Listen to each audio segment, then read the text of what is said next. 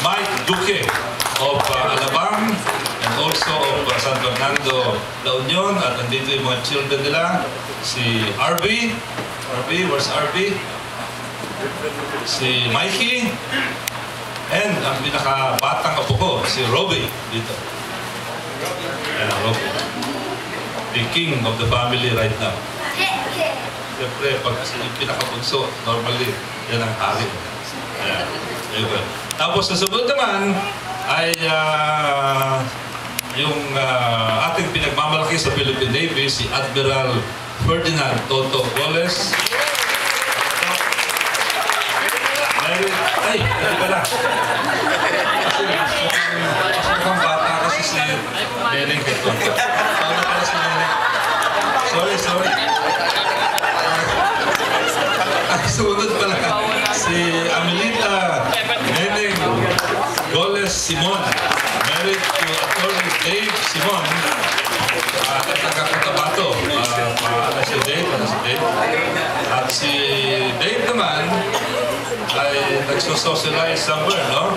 But while we were waiting for him, dalawa ang naging anak nila na hanggang ngayon ay pareho wala pa rin asawa. Kaya wala pa rin apo si Neneng. Although she's old enough na dapat meron isang at ang panganay ay si Jong Simon. At ang sumunod ay si Dr. Abigail Gengel Simon. Sige.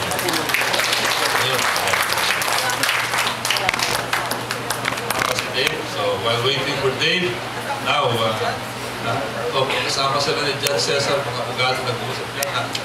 So, ang sumunod naman kay Neneng ay ang ating pinagmamalaki sa Philippine Navy, si Admiral Ferdinand Toto Goles, married to Shirley Amaril of Pangasinan. Dito din yung kapatid ni si Josie. At meron silang tatlong anak. Pero sa tatlong anak, isa lamang na nandito. Ayan ay si Jerome Goles. Ayan. Yung dalawang anak nila na ang isa si Raymond, who is now based in Austin, Texas.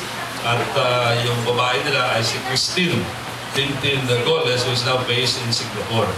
Kaya puro abroad yung mga kulang yata ang walang anak na kapamilya Neneng.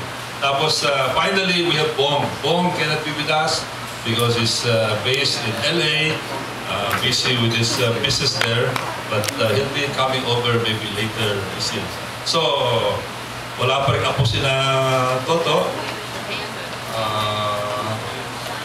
So kukunti lang yun. So this is the whole family minus those who cannot be here. At teka, hintayin natin si Dave. Baka merong crisis. Dave is connected with the Philippine Ports Authority. I understand na may problema sa North Harbor. Merong mga demo yata. Baka inaayos na. So this is the family right here. And ito ang produkto ng pagmamahalan ng ating nasirang nanay. Nanay na namin at parang nanay niyo na rin. Si Mama Loleng. Tapos si ano ba doon?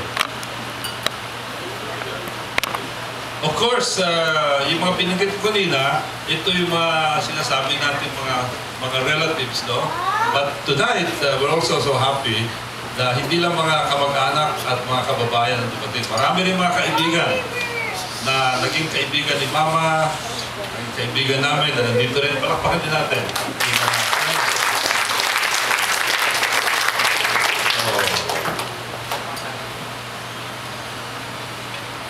Ayan. Natapos na ang crisis sa Philippine Port Authority. Andito na si Attorney Dave Simon. Also pala sila din ako pa rin. Nag-usapan yung mga arastres sa tulungan.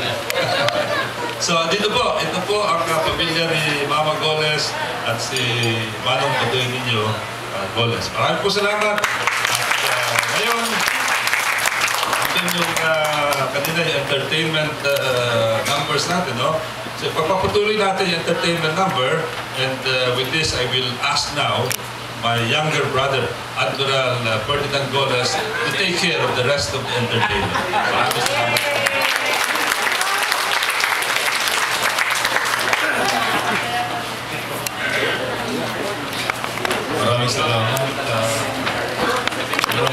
come from Parañaque.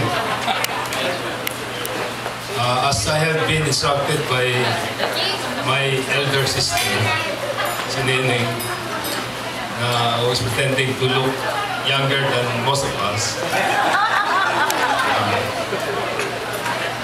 Yung grupo from our place in Project 3 Quezon City sa Tao Street will first render a song for us. Sila yung barkada ni Mama doon sa Project 3. And they are here with us tonight to rekindle the good memories that they spent with our dear mother, dear Mama. So may I call on the Golden Girls of the Tao Street Project Quezon City, properly escorted by the gentlemen of Tao Street also. Palakpakan ho natin sila.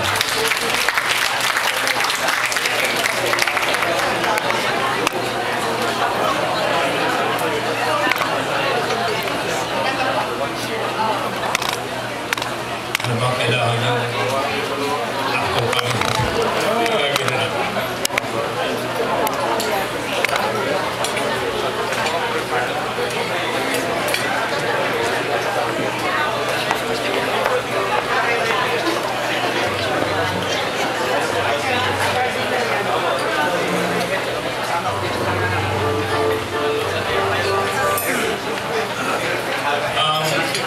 Idea ni Neneng for tonight, sabi niya, all love songs for Mama.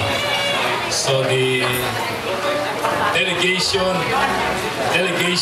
from Tao Street Project 3, Quezon City will render to us a Tagalog song. Ang title ay